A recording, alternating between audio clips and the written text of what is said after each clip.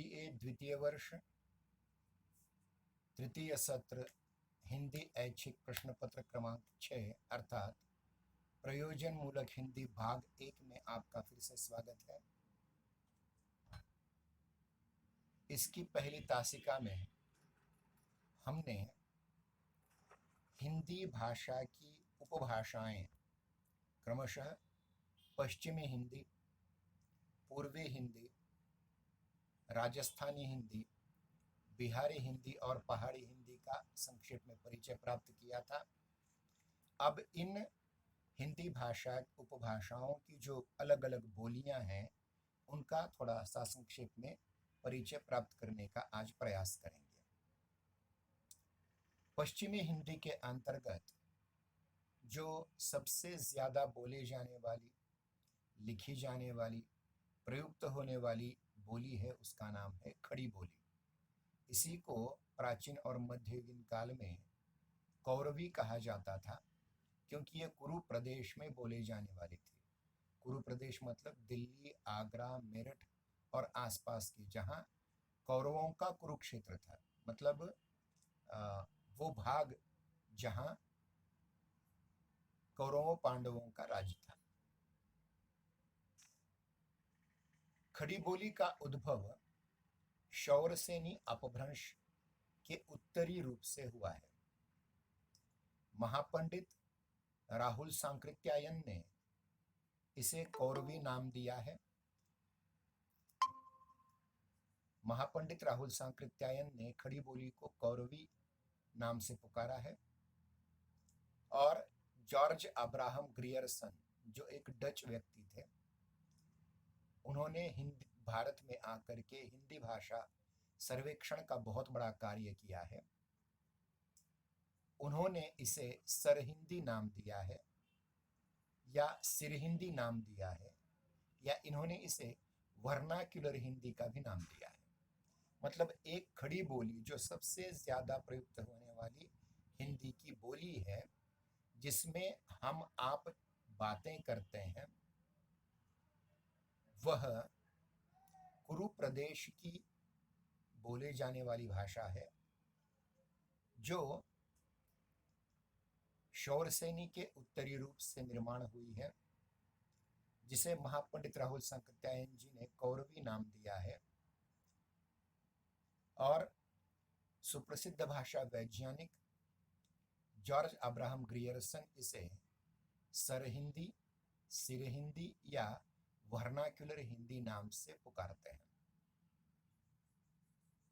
इसका जो क्षेत्र है, खड़ी बोली का क्षेत्र, वह बोलचाल की, जिसको बोलचाल की ग्रामीण खड़ी बोली हम कहते हैं, वह गंगा और यमुना के दोआब के उत्तरी भाग में बोली जाती है। आप जानते हैं आगरे में यमुना आती है, दिल्ली आगरे में यमुना आती है, और उसके उत्तर भाग में गंगा है। और ये गंगा और यमुना का दोआब का जो भाग है, उस भाग में जो बोले जाने वाली भाषा है वो खड़ी बोली भाषा है। इसके अंतर्गत देहरादून, सहारनपुर, मेरठ, बुलंदशहर ये जिले आते हैं। कौन कौन से? देहरादून, सहारनपुर, मेरठ और बुलंदशहर। साहित्यिक खड़ी बोली यानी बोली जाने वाली बोली के ये 4 जिले हैं। और साहित्यिक खड़ी बोली बिजनौर, रामपुर, मुरादाबाद के उत्तरी भाग में बोली जाने वाली है।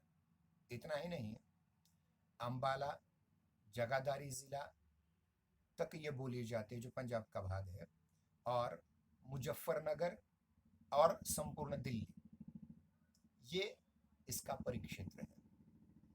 खड़ी बोली के परिक्षेत्र के बारे में फिर से मैं आपके सम्मुख रख रहा हूँ।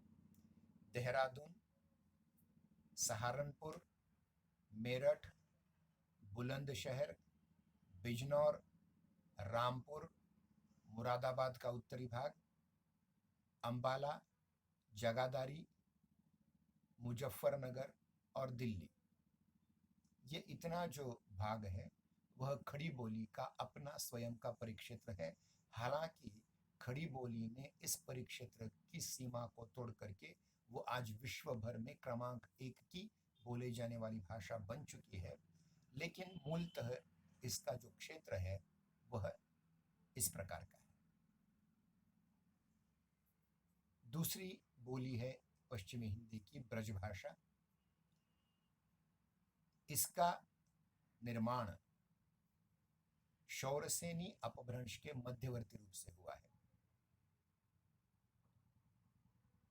कुछ विद्वान इसे अंतर्वेदी नाम से जानते हैं, कुछ लोगों ने इसे ब्रजी कहा है, कुछ लोग इसे ब्रिजकी कहते हैं, कुछ लोग इसको माथुरी कहते हैं क्योंकि मथुरा के आसपास का एरिया आता है।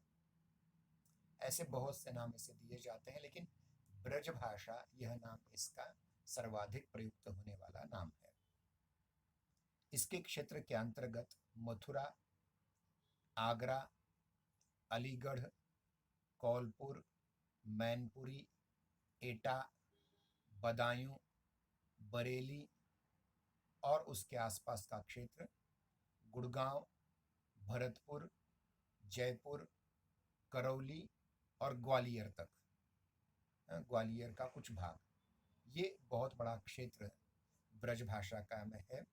मैं फिर से कहता हूँ, मथुरा, आगरा, अलीगढ़, कौलपुर, मैनपुरी, एटा, बदायूं, बरेली, गुड़गांव, भरतपुर, जयपुर, करौली, ग्वालियर तक का जो मालवी का क्षेत्र है, मालवी भाषा तक के क्षेत्र का। और देखिए कि हमारे यहाँ एक बहुत महत्वपूर्ण कहावत है, कोस कोस पर पानी बदले चार कोस पर बानी। तो इस प्रकार से हिंदी भाषी क्षेत्र में जो छोटी मोटी भाषाएं हैं, छोटी मोटी बोलियां हैं, ये बोलियां किस प्रकार से आती हैं, इनका भी उल्लेख हमने यहाँ किया हुआ है। तो अब तक हमने दो बोलियों के बारे में, खड़ी बोली और ब्रजभाषा, इन दोनों के बारे में चर्चा की। और जैसा कि इससे पहले भी हमने कहा था कि ब्रजभाषा मध्य युग में खास करके कृष्ण भक्ति साहित्य की बहुत बड़ी भाषा रही है। एक साहित्यिक भाषा के रूप में ब्रजभाषा को हम जानते हैं, खड़ी बोली को भी साहित्यिक भाषा के रूप में हम जानते हैं। अब आगे चलते हैं। इसमें तीसरी जो बोली है उसका नाम है हरियाणी या हरियाणवी। इसका विकास शौरसेनी के उत्तरी रूप के पश्चिमी रूप से हुआ है, उत्तरी का पश्चिमी रूप से हुआ है। Doctor Grierson, doctor George Abraham Grierson ने इसे बांगरू नाम दिया है, बांगरू। इसे पहले उर्दू लिपि में लिखा जाता था, लेकिन अब देवनागरी लिपि में लिखा जाने लगा है। इस बोली को, मतलब हरियाणी को, हरियाणवी, बांगरू, जाटू और देशड़ी नामों से भी जाना जाता है। हरियाणी में केवल लोक साहित्य है, इसमें कोई लिखित रूप में साहित्य नहीं मिलता, लोक साहित्य है। और इसका जो परिक्षेत्र है उसके अंतर्गत हरियाणा प्रांत, दिल्ली का देहाती भाग, करनाल, रोहतक, हिसार, नाभा और जिंद जिले आते हैं इसके अंतर्गत। कौन कौन से? करनाल, रोहतक, हिसार, नाभा और जिंदा, ये जिले आते हैं। एक महत्वपूर्ण बात और कहूँ, हरियाणा किस प्रदेश को कहते हैं? हिसार को मध्यवर्ती मान करके अगर हम उसके इर्द गिर्द का परिक्षेत्र देखें तो उसे हरियाणा कहा जाता है। तो देखिए कि उत्तरी शौरसेनी के पश्चिमी रूप से हरियाणवी बोली का विकास हुआ है, उत्पन्न हुई है। डॉक्टर जॉर्ज अब्राहम ग्रियर्सन ने इसे बांगरू कहा है। ये पहले उर्दू लिपि में लिखी जाती थी, अब देवनागरी लिपि का प्रयोग हो रहा है, क्योंकि उस जमाने में मुगलों और अन्य सुल्तानों की देखरेख में उर्दू लिपि का ही प्रचलन ज़्यादा था, तो उसमें लिखना स्वाभाविक है। लेकिन अब उन लोगों ने उसे देवनागरी के रूप में स्वीकार किया है। इसके अन्य नामों में जाटू, देशड़ी भी नाम है, और हरियाणवी में केवल लोक साहित्य मिलता है, इसका लिखित साहित्य बहुत कम मिलता है या लगभग नहीं है। और इसके परिक्षेत्र में हरियाणा, दिल्ली का ग्रामीण इलाका, करनाल, रोहतक, हिसार, नाभा और जिंदा, ये ज़िले आते हैं हरियाणा के। और आप जानते हैं हरियाणा पहले पंजाब प्रांत में हुआ करता था, बाद में इसके लिए अलग से एक विशिष्ट राज्य का दर्जा प्राप्त हुआ है। और कमाल की बात यह कि पंजाब और हरियाणा दोनों की राजधानी एक है, चंडीगढ़। इस बात को आप जान लें। इसके उपरांत चौथी बोली आ जाती है पश्चिमी क्षेत्र की, जिसका नाम है बुंदेली, जिसके लिए बुंदेलखंड वैसे अलग से प्रांत बनाना चाहिए, लेकिन सरकार पर अवलंबित होते हैं कि नए प्रांत बनाने चाहिए अथवा नहीं, बात अलग है। बुंदेली इस बोली का विकास शौरसेनी अपभ्रंश के दक्षिणी रूप से हुआ है। इस बोली में एकमात्र कवि हैं, कवि लाल नाम के, यानी बहुत कम साहित्य लिखा गया है जिन्होंने 1710 ईसा के आसपास छत्र प्रकाश यह ग्रंथ की रचना की। अब छत्र प्रकाश किस पर है? ये उस जमाने में बुंदेलखंड के जो राजा थे, चंपत राय के पुत्र छत्रसाल पर उन्होंने कविता रची थी, और ये एकमात्र उसकी रचना है इस भाषा की, इस बोली की, बुंदेली की, बुंदेलखंडी की। और इसका क्षेत्र कौन सा है? बुंदेलखंड पूरा, जिसके अंतर्गत झांसी, जालौन, हमीरपुर, ग्वालियर, भोपाल, ओरछा, सागर, नरसिंहपुर, होशंगाबाद, सिवनी, छिंदवाड़ा, बालाघाट और टीकमगढ़, ये मध्य प्रदेश के भाग आते हैं। कौन कौन से ध्यान रखें? झांसी, जालौन, हमीरपुर, भोपाल, ओरछा, सागर, नरसिंहपुर, होशंगाबाद आदि।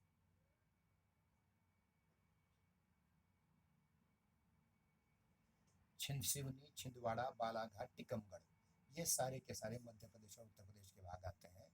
और एक महत्वपूर्ण बात मैं कहना चाहूँगा, छत्रसाल जो राजा थे उन्होंने छत्रपति शिवाजी महाराज से प्रेरणा प्राप्त की थी, और उनकी प्रेरणा से ही, छत्रपति शिवाजी महाराज की प्रेरणा से ही छत्रसाल ने बुंदेलखंड में मुगल साम्राज्य के खिलाफ विद्रोह करके नए राज्य की स्थापना की थी। और बाद में जब छत्रसाल वृद्ध हुए तो उन पर मुगलों ने जब आक्रमण किया, तब उन्होंने मराठी साम्राज्य के दूसरे पेशवा बाजीराव प्रथम की सहायता ली थी, और आगे चल करके छत्रसाल की बेटी मस्तानी के साथ उनका विवाह भी हुआ था। ये सब आपने फिल्मों में देखा होगा, पढ़ा होगा।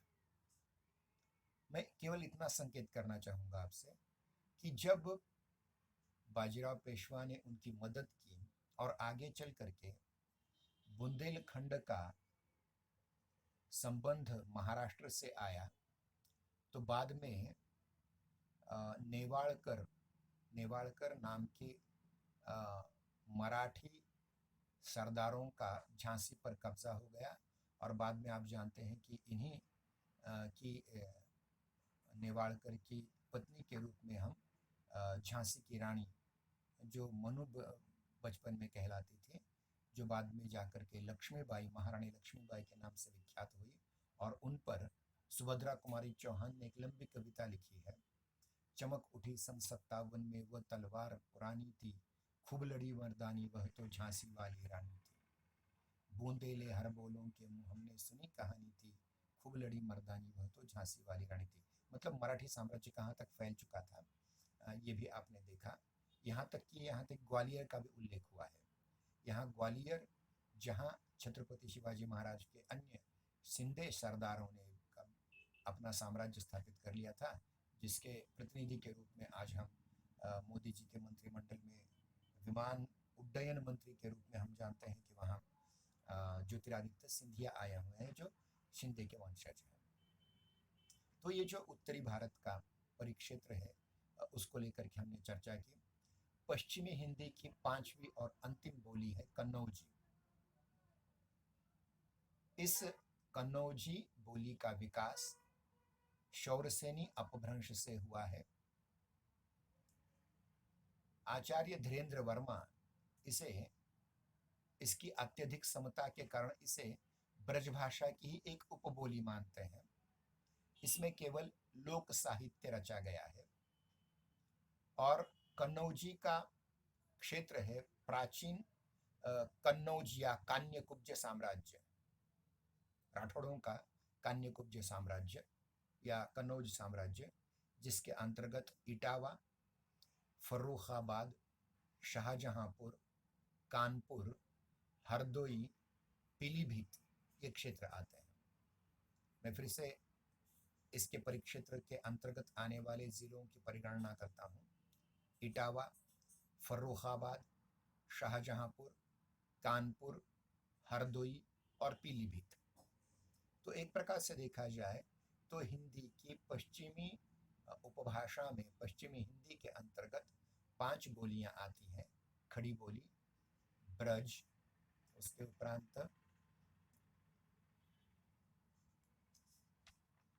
उपरांत हम देखते हैं कि खड़ी बोली, ब्रज, हरियाणवी, बुंदेली और कन्नौजी, ये 5 बोलियां आती हैं।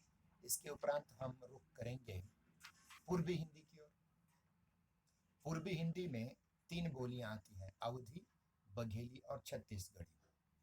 उसमें से एक एक का हम यहाँ जायजा लेंगे। अवधी इस हिंदी की बोली का उद्भव अर्धमागधी अपभ्रंश से हुआ है।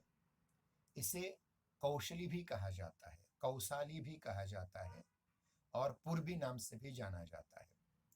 कुछ लोग इसे बैसवाड़ी भी कहते हैं और इसमें बहुत सारा साहित्य लिखा गया है।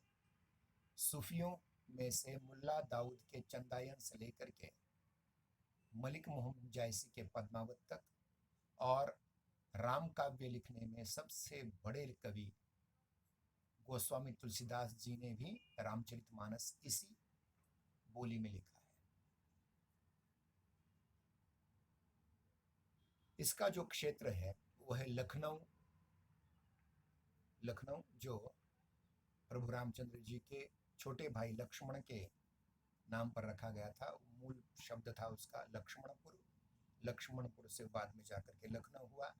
प्रयागराज, जिसको इलाहाबाद भी कहा जाता है, फतेहपुर, रायबरेली, उन्नाव, सीतापुर, सुल्तानपुर, बहराइच, फैज़ाबाद, जिसके अंतर्गत अयोध्या था।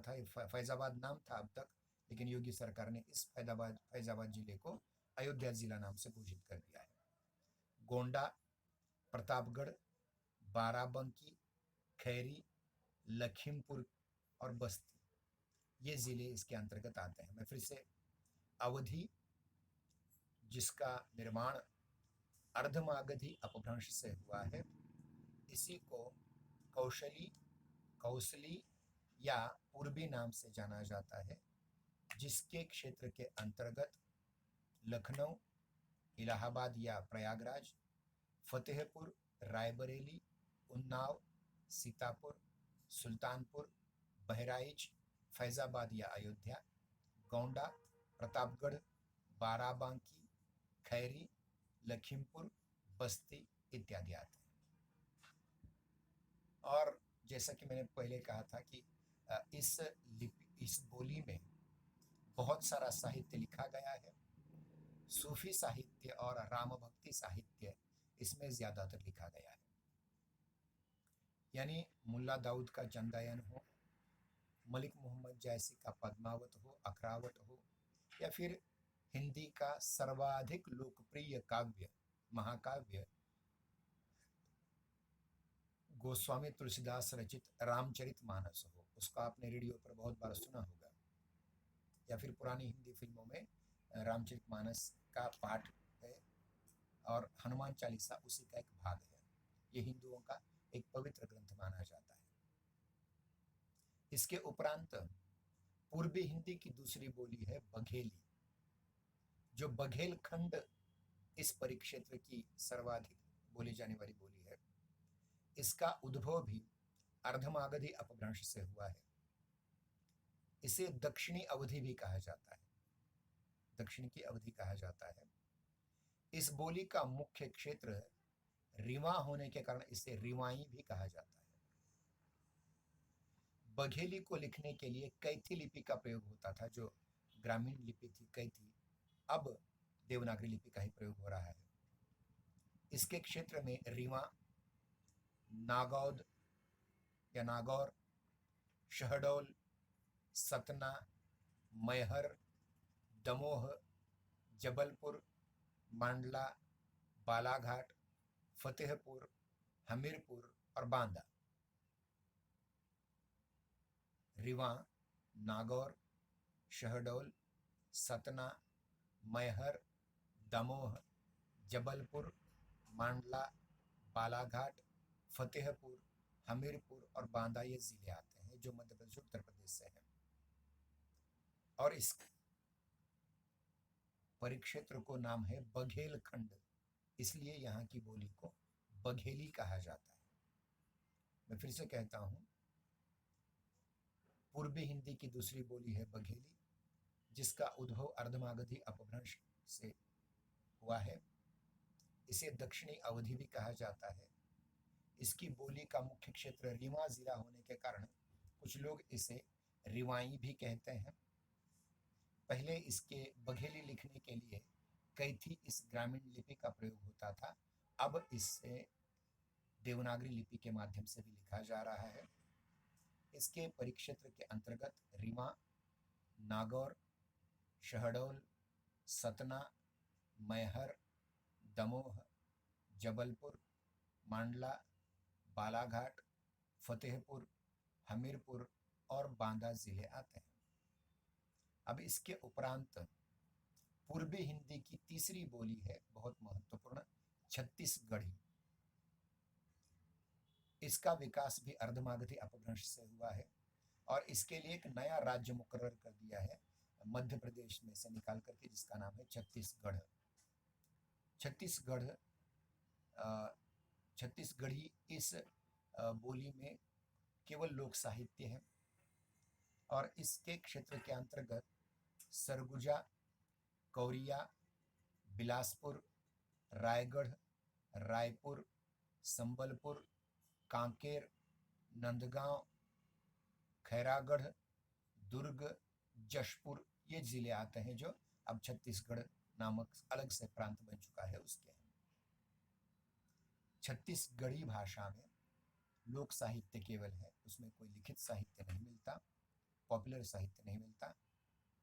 अर्धमागधी के दक्षिणी रूप से इसका विकास हुआ है और इसके क्षेत्र में संपूर्ण छत्तीसगढ़ प्रांत, जिसकी राजधानी रायपुर है, इसके अंतर्गत सरगुजा, कौरिया, बिलासपुर, रायगढ़, रायपुर, संबलपुर, कांकेर, नंदगांव, खैरागढ़, दुर्ग और जशपुर ये जिले आते हैं। अब इसमें देखिए रायगढ़ अनेक बार नाम आएगा आपको, लेकिन इस रायगढ़ का महाराष्ट्र के रायगढ़ से कोई तात्पर्य नहीं है, संबंध नहीं है, ये अलग से नाम है। जैसे महाराष्ट्र में भी अमरावती है और आंध्र में भी अमरावती है, एक ही नाम के दो जिले हो सकते हैं, उसी प्रकार से रायगढ़ ये महाराष्ट्र में भी, कोंकण में भी है और छत्तीसगढ़ में भी है।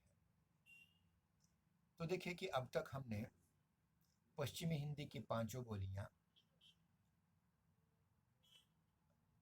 खड़ी बोली, ब्रज, हरियाणवी, बुंदेली, कन्नौजी, उसके उपरांत पूर्वी हिंदी की तीन बोलियां अवधी, बघेली और छत्तीसगढ़ी का सरसरी तौर पर जायजा लिया है। अब हम अगली जो उपभाषा है हमारी, जिसको बिहारी हिंदी कहा जाता है, उसकी ओर रुख करेंगे और इसमें भी तीन बोलियां हैं, भोजपुरी, मगही और मैथिली। भोजपुरी, मगही और मैथिली ये तीन बोलियां हैं। भोजपुरी का विकास मागधी अपभ्रंश से हुआ है और इसके अन्य नामों में पूर्वी भी इसे कहा जाता है, कोई भोजपुरी भी कहता है और भोजपुरिया भी कहता है। और जैसा कि मैंने इससे पूर्व भी कहा था कि भोजपुरी में साहित्य कम लिखा गया है तो लोक साहित्य है, लेकिन भोजपुरी भाषा की, भोजपुरी अ, बोली की फिल्में बहुत लोकप्रिय हैं, जिनमें आप जानते हैं कि जिसके अभिनेताओं में खेसारी लाल यादव बहुत ही महत्वपूर्ण सुपरस्टार उनके हैं, या फिर निरहुआ हैं और बहुत सारे हैं। तो ये बहुत ही महत्वपूर्ण बोली है, जिसके अंतर्गत जो क्षेत्र आता है उस क्षेत्र में है भोजपुर इलाका, और भोजपुर इलाके के अंतर्गत गाजीपुर, गोरखपुर, बलिया, देवरिया, आजमगढ़, बस्ती, शाहाबाद, मिर्ज़ापुर, जौनपुर, चंपारण और सारण, ये बिहार के भाग आते हैं। गोरखपुर ये उत्तर प्रदेश का विभाग आता है। गाजीपुर, गोरखपुर, बलिया, देवरिया, आजमगढ़, बस्ती, शाहाबाद, मिर्ज़ापुर, जौनपुर, चंपारण और सारण, ये उत्तर प्रदेश और बिहार के ज़िले आ जाते हैं भोजपुरी के अंतर्गत। बिहारी हिंदी की दूसरी बोली है मगही। मगही शब्द ही मगध के अपभ्रंश से बना है, अर्थात इसका विकास भी मागधी अपभ्रंश से हुआ है और इसका क्षेत्र है पटना, गया, हजारीबाग, मुंगेर, भागलपुर। भागलपुर पहले बंगाल में था, अब बिहार में आ गया है। पटना, गया, हजारीबाग, मुंगेर और भागलपुर ये ज़िले मगही के क्षेत्र के आते हैं।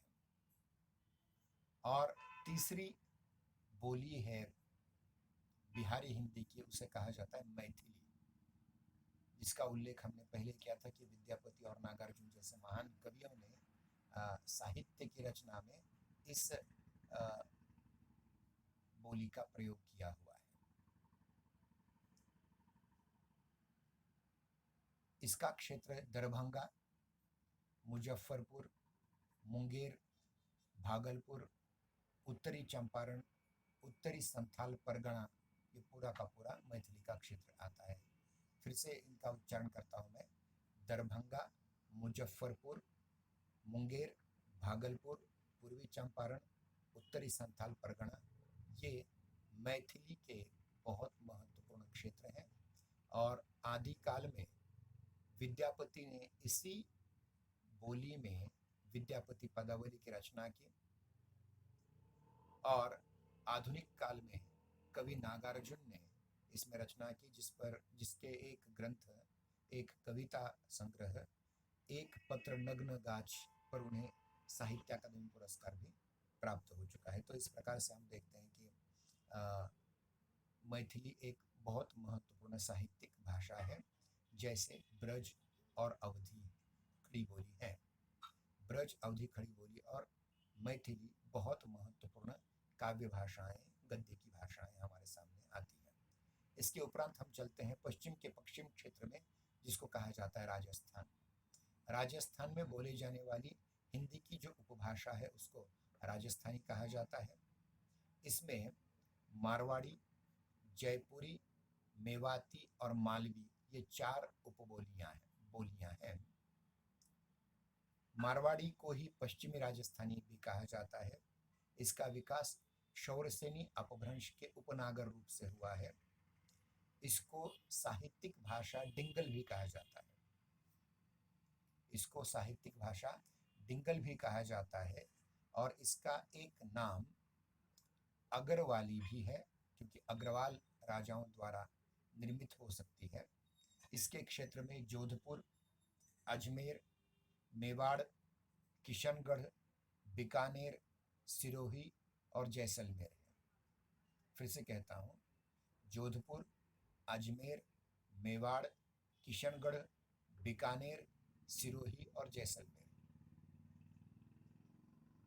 राजस्थानी हिंदी की दूसरी बोली है जयपुरी। इसको पूर्वी राजस्थानी भी कहा जाता है। इसका विकास भी शौरसेनी अपभ्रंश के उपनागर रूप से हुआ है। इसको ढूंढानी और झाड़साही भी कहते हैं। जयपुरी को ढूंढानी या झाड़साही भी कहते हैं। और इसका जो परिक्षेत्र है उसके अंतर्गत जयपुर जिला, अजमेर और किशनगढ़, ये 3 जिलों के भाग आ जाते हैं। तीसरी है मेवाती। इसको उत्तरी राजस्थानी भी कहा जाता है। मेवाती बोली इसे उत्तरी राजस्थानी भी कहा जाता है। इसका भी विकास शौरसेनी अपभ्रंश के उपनागर रूप से हुआ है। और इसकी एक मिश्रित बोली अहिरबाटी भी है। अहिरबाटी भी इसकी एक मिश्रित बोली है, 2 बोलियों का मिश्र रूप अहिरबाटी। और इसके परिक्षेत्र के अंतर्गत अलवर, भरतपुर और गुड़गांव आ जाते हैं, जिसको आजकल गुरुग्राम कहा जा रहा है। अलवर, भरतपुर और गुरुग्राम। चौथी बोली है इसकी मालवी। इसको दक्षिणी राजस्थानी भी कहा जाता है। इसका विकास शौरसेनी अपभ्रंश के उपनागर रूप से हुआ है। इसी को अहिरी भी कहा जाता है। मालवी को अहिरी भी कहा जाता है। और इसके परिक्षेत्र में देवास, इंदौर, उज्जैन, भोपाल, रतलाम और होशंगाबाद, ये मध्य प्रदेश के जिले आ जाते हैं और कुछ राजस्थान का इलाका भी आ जाता है। देवास, इंदौर, उज्जैन, भोपाल, रतलाम और होशंगाबाद। अंतिम उपभाषा है पहाड़ी हिंदी। पहाड़ी हिंदी के अंतर्गत भी 2 क्षेत्र आ जाते हैं, पश्चिमी पहाड़ी और मध्यवर्ती पहाड़ी। पश्चिमी पहाड़ी शौरसेनी अपभ्रंश के उत्तरी रूप से विकसित है। इसका निर्माण खस नामक अपभ्रंश से हुआ है, ऐसा भी कुछ लोग मानते हैं। यह टकरी अथवा तक्करी लिपि में लिखी जाती थी, अब देवनागरी लिपि में लिखी जा रही है। और इसके अंतर्गत हिमाचल प्रदेश का जो भाग है, शिमला, चंबा, मंडी, जौनसार और सिरमौर भाग आ जाते हैं। पश्चिमी पहाड़ी के क्षेत्र में शिमला, चंबा, मंडी, जौनसार और सिरमौर आ जाते हैं। मध्यवर्ती पहाड़ी के अंतर्गत शौरसेनी अपभ्रंश के पहाड़ी रूप से इसका विकास हुआ है, जिसमें 2 महत्वपूर्ण क्षेत्र आते हैं। एक गढ़वाल का क्षेत्र है और दूसरा क्षेत्र है कुमायूं का। कुमायूं के क्षेत्र के अंतर्गत नैनीताल, अल्मोड़ा, पिथौरागढ़ आते हैं। और गढ़वाल क्षेत्र के अंतर्गत टिहरी, सहारनपुर, बिजनौर, देहरादून, चमोली और उत्तरकाशी क्षेत्र आते हैं। हमारा समय समाप्त हो चुका है। अगर समय पर जुट जाते तो 1 मिनट ज़्यादा लेने की आवश्यकता नहीं पड़ती थी। धन्यवाद। जय हिंद, जय नागरिक।